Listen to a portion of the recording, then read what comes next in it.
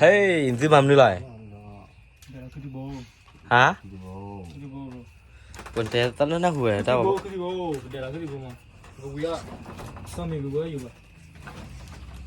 คือที่บัวนะค่ะ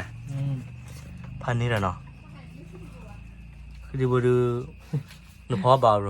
บ้าเตะนึกพอมีบ้าสามอย่างสาอีพอดีสาปูว่ามันถ้าใครลู่จะแล้วเอาพอสามด้วยนี่นี่มาพอสี่บาเตะด้วยสามกี่บาไว้สามกี่บาแล้วตาเดียมพอสายยังตาเดียฮะพอสายต้องมาชิมบ้าชิมบ้ามาเด้อวันนี้โอ้คือที่บัวดูขอกว่าเลยแค่เกิดกันเลยได้ยังไงอ๋อนี่เสียบเจอเลยไม่บอกว่าพอไว้จะหรอพอเราบัดดูมาบัดคล้าวไปยังอ่ะคล้าวบอลเราเลยทีมนักเตะละ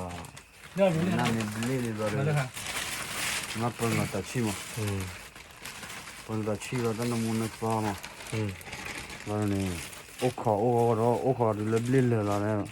นักเขยไม่เสียละเดี๋ยวมีละมั้งเจนมีจะเลยพอแล้วกูเลยแล้วอันนี้ละมั้งบอกว่าพี่ยันมีมั้งก่อนนี้ดิมีแล้วซ้ำนี่ละมั้งโอ้พันนี่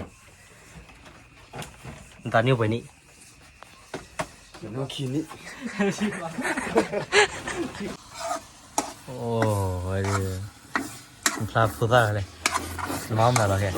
กินเหล้าคือทีวีเนี่ยเอ้ยวันเลยเราเอาคือทีวีมาบล็อกดูควันลุ้นควันเลยผู้ชีดอมเนี่ยควันเลยมันอะไรล่ะผู้ชีดอดีช่วยเราว่านอนโป๊ะปัสสาวะตอนเราเด็กจีเลอร์เราคนมาพ่อกันแล้วเนี่ยเก็ตตาอื่นเรามุดที่เลยนะเอาใส่ยังบ้าประเดี๋ยวพอใส่มา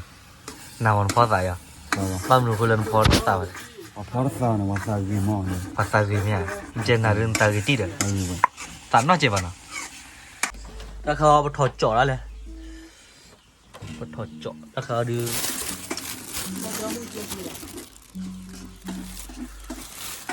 ได้เลยค่ะถ้าทำได้แล้วบรู